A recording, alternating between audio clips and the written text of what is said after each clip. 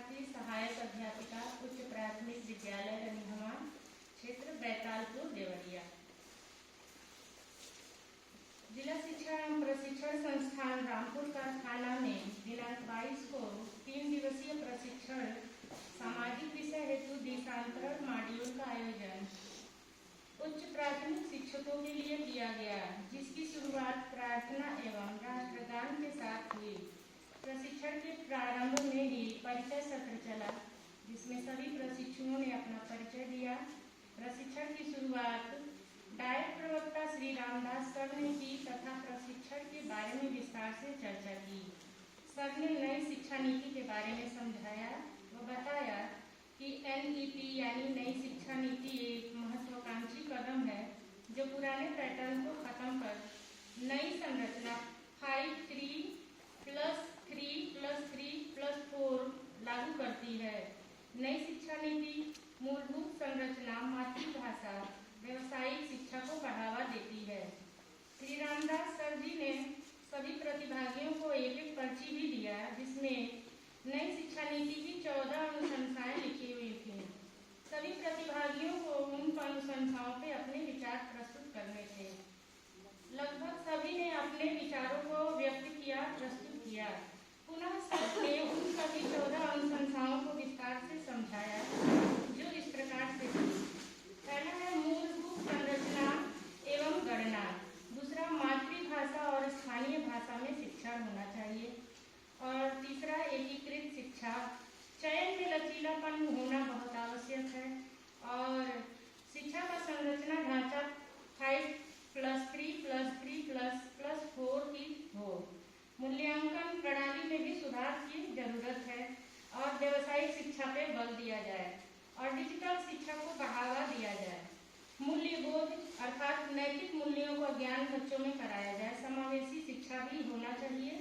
पूर्व प्राथमिक या प्रारंभिक शिक्षा पर भी बल दिया गया और बहुभाषिता और रचनात्मक सोच के साथ भी रटने की बजाय समझ करके पढ़ने की क्षमता पर बल दिया गया।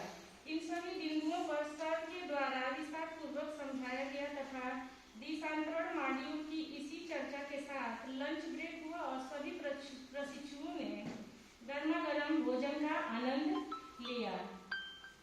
लंच ब्रेक के पश्चात डायट प्राचार्य श्री अनिल कुमार सिंह सर और डायट प्रवक्ता श्री अनिल कुमार तिवारी सर का आगमन हुआ। इसी बीच एक सर ने पहले से ही इतिहास और भूगोल विषय पर जो चर्चा कर रहे थे, उन्होंने हमें इतिहास की जानकारी दी।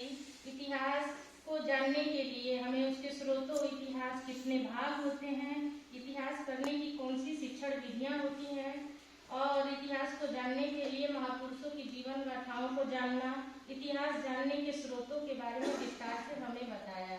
उन्होंने बताया कि इतिहास को सही पढ़ने, पढ़ाने, समझाने के लिए हमें मानचित्र, शैक्षणिक भ्रमण, चार्ट का प्रयोग, इन सभी के साथ आसानी होगी। साथ ही साथ उन्होंने मध्यकालीन इतिहास, वैदिक कालीन, महाजनपदों, जनपदों व मगध साम्राज्य के बारे में भी विस्तार से समझाया।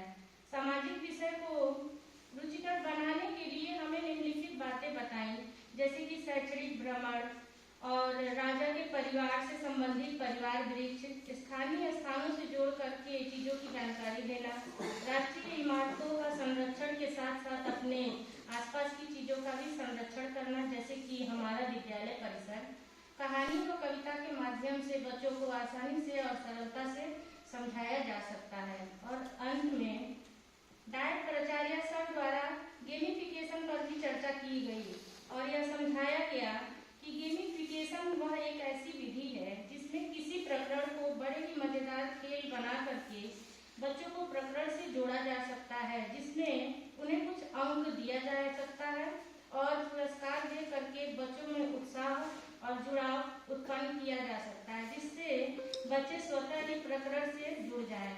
साथ ही साथ सर ने शिक्षकों को उनके कर्तव्यों के प्रति सजग व समर्पित रहने की भी बात कही। इसी बीच कुछ प्रशिक्षु अपने अपने विचार भी रख रहे थे और इस प्रकार प्रथम दिवस का प्रशिक्षण समाप्त हुआ। आप सभी को धन्यवाद।